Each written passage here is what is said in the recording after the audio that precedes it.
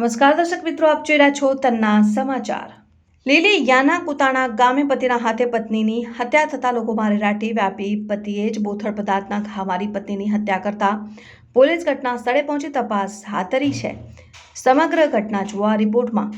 મૂળ ભાવનગર જિલ્લાના જેસર તાલુકાના વતની અને અમરેલીના લીલિયા તાલુકાના કુતાણા ગામે વાડી વિસ્તારમાં રહી ખેતમજૂરી કરતી પત્ની મંજુલાબેન સોલંકીની પતિએ જ બોથડ પદાર્થના ઘા મારી હત્યા કરી હોવાનું સામે આવ્યું છે।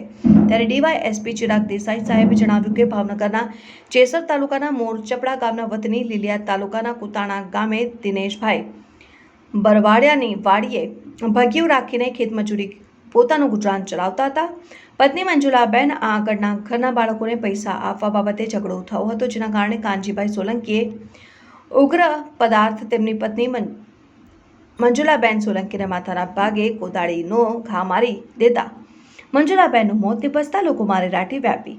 ત્યારે ઘટના અંગે લીલિયા પોલીસમાં કાનજીભાઈ સોલંકી વિરુદ્ધ હત્યાની ફરિયાદ નોંધાતા લીલિયા પોલીસ સ્ટેશનના પીએસઆઈ SR ગોહિલ દ્વારા આગળની કાર્યવાહી હાથ ધરવામાં આવેલ હોવાનું જાણવા મળ્યું હતું।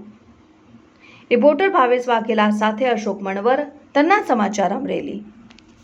ભાવનગર જિલ્લાના જેસર તાલુકાના મોરચપડા ગામના કાનજીભાઈ જીવરાજભાઈ સોલંકી કે જે હાલમાં કુતાણા ગામની સીમમાં દિનેશભાઈ બરવાડિયાના ખેતરમાં વાડીએ મજૂરી કામ કરતા હોય તેમની પત્ની મંજુલાબેન સોલંકી એમની સાથે ઝઘડો તકરાર થતા અને મંજુલાબેનના પોતાના જૂના લગ્ન જે હતા એના બાળકોને પૈસા આપવા બાદમાં ઝઘડો થતાં માથાના ભાગે કોદાળી મારેલ અને મંજુલાબેન મરી ગયેલ, જેના આધારે હાલમાં લીલિયા પોલીસ સ્ટેશનમાં ગુનો નોંધવામાં આવેલ છે અને આગળ તપાસ કાર્યવાહી ચાલુ છે।